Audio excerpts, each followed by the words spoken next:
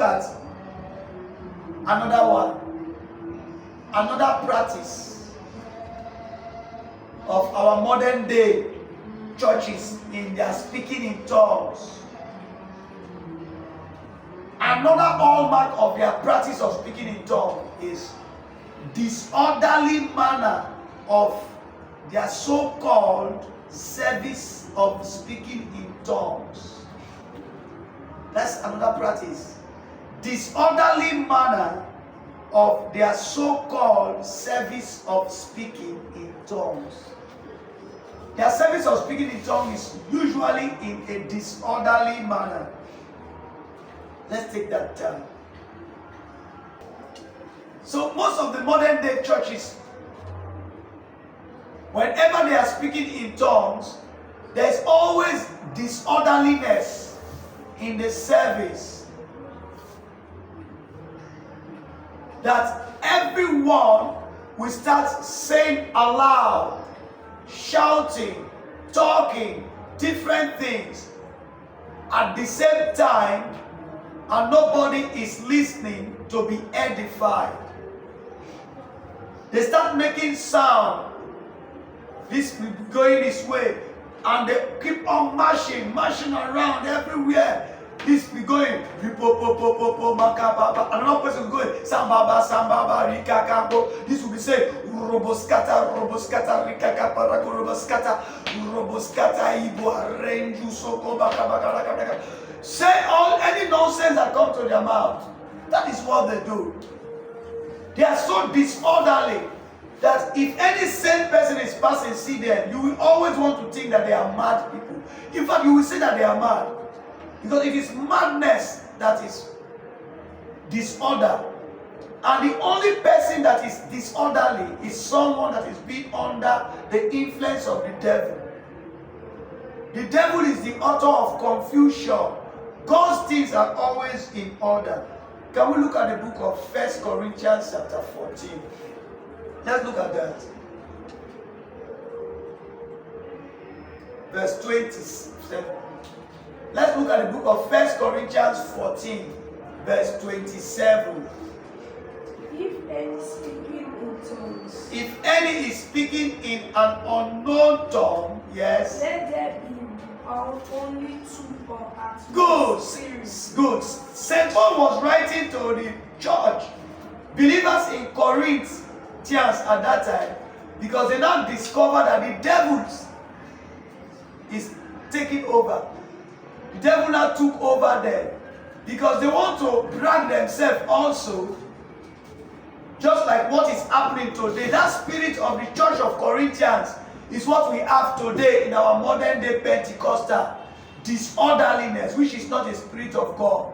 It's the spirit of the devil. They started misbehaving also in that time. That was why St. Paul wrote to them, if anyone is speaking in tongues in the church, there should be at least 2 or 3 persons that should be speaking. And the 2 or 3 persons must not speak at the same time. 2 of you cannot be talking at the same time. If God is actually the one propelling you, there should be order. This one talk and glorify God. When it finishes, the Spirit will motivate the next person to go on. If the Spirit is allowing all of you to blast at the same time, then there will be confusion. Who are they going to listen to? It means it is the spirit of the devil. If you are a prophet of God, if you have the Spirit of God, that spirit should be subjected by you. He said the spirit of the prophet is subject to the prophet. But if the spirit is not subject to you, it's not of God, it's that of the devil. Read on. Go to verse 28.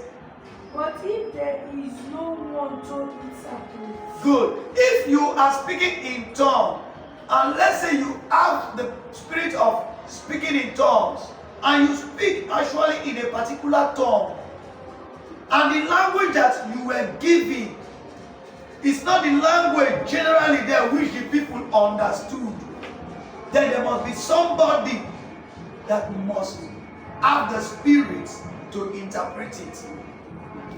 God Spirit is one, and it work in unison in everybody, in the body of the believers. It is only the spirit of the devil that will create confusion atmosphere. The Spirit of God, when it comes, if he's giving this person this tongue, and he knows that that person don't have the interpretation of that tongue, and the people he's speaking to does not know that language, he must provide somebody to interpret it. If not, there's no message sent. You should keep your mouth shut. If you have the spirit of a particular tongue revelation given to you, and there's nobody to interpret it, you should, if it is the Spirit of God that have done that for you, God will not allow you to start saying rubbish when there's nobody to know what you have said. It is meaningless. Say, so you should do what? Keep quiet. Go on. Let each of them keep silence in church. Let each of them keep silence in church. And speak to himself and to God. And speak to himself. Keep quiet. If actually you have a revelation, and the revelation is given to you in tongues, and there's nobody to interpret it, you should shut up. That's what he's telling you. He's simply telling you that there cannot be any disorder in the service of God if it is God that is propelling that tongue. The devil always wants to mimic things God has done, but he cannot get it right. That is basically what is coming in. When the Spirit of God came upon the believers in the day of Shavuot, he said that they were speaking in tongues. From what St. Paul is telling you, they were not disorderly. The tongues must be one person speaking. After that person glorified, the next person will give his message. This will give his message. Before they were wondering, before Peter now stood, if you read through that verse, you will hear that Peter now stood among them and start to address the crowd. It shows that there was order, not disorderly. But what marveled the people is that when each of them speak in tongues, in different language, they were understanding what they were saying. That was the thing that marveled them. How come we're hearing them in our native language? But not as if everybody was speaking at the same time. No. They were all not speaking at the same time. If everybody was speaking at the same time, you will not hear them now. Because it will be a gathering of what? Confusion. And it is only the devil that will do that. That was why the devil now is sneaking it into the body. He knows that God will reject a situation of confusion. So he's giving it to them now. The Corinthian church started it. And today our so-called modern day churches, that is what most of them are practicing. They keep blasting. Say they are blasting in tongues. A language that nobody understood and no interpretation is done. And yet they are still speaking. Instead of them to keep quiet. And one person should even be speaking at a time. So that everything will be what? Orderly. Read verse 29. Let 2 or 3 prophets speak, and let the other wait what is said. Sitting there, let the first be silent. Good. It's showing that they should be speaking one after the other. There must be an order. If it is the Spirit of God that is propelling them, then the prophet, the spirit of the prophet must be subject to the prophet. Yes, read on. Go to verse 30. If a revelation is made to another. Good. If a revelation is made to another, sitting in the congregation, yes. Let the first be silent. One person should be silent, should keep quiet first, yes. For you cannot all prophesy one by one. For you can all prophesy one by one. That is what is there. Take it again. For you can all prophesy one by one. Yes. So that all may learn and all be encouraged. So it means that when we prophesy, when we speak in tongues, one by one, and there's an interpretation, everybody will be learning from the revelation God has given to that person. But if everybody is speaking at the same time, Which person on are they going to learn, listen to? But what we have in the church today, everybody is blasting at the same time. So nobody is learning. So the body is not edified. Read verse 32 there. Verse 32. And the spirit of the prophet. He said, and the spirits of the prophets are subject to the prophet. So it means that if actually a child of God, a prophet of God, the spirit of God in you is subject to you. You're supposed to be able to do what? Control it. To know when to speak and when to keep silent for others. Read verse 33. For God is not the author of confusion. Good. For God is not the author of confusion, But of peace. but of peace. As in all churches of the saints. Good. As in all the churches of the saints. So what is the churches of the saints? The true church of God. Where the Holy Spirit, the true Spirit of God dwells and propel them to do things right. So whenever you see a church where everybody is speaking in unknown tongues at the same time and making the place so rowdy and disorderly, know that it is not the Spirit of God that is there. It is not. Because God is not a God of what? Confusion. You can trace that to the devil who is propelling that. Look at 1 Corinthians 14, verse 23. 1 Corinthians 14, verse 23. Let's look at that.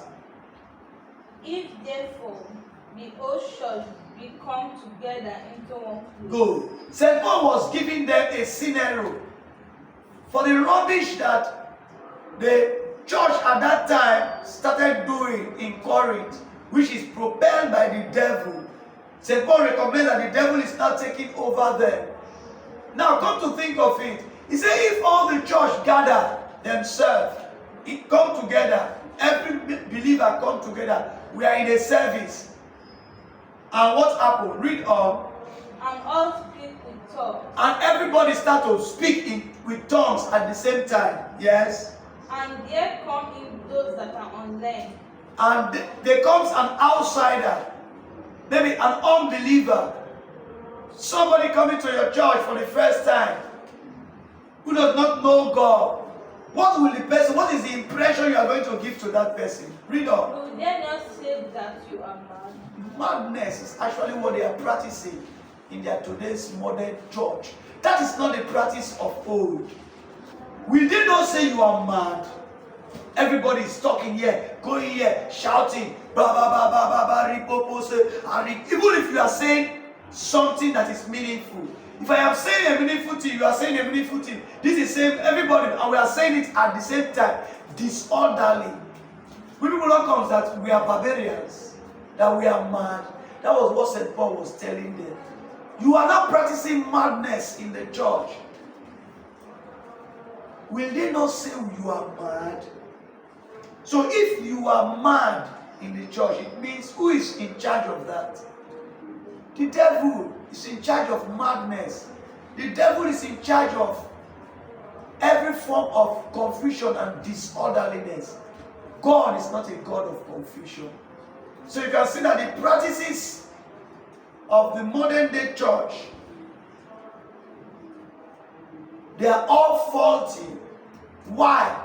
Because they are not propelled by the Holy Spirit.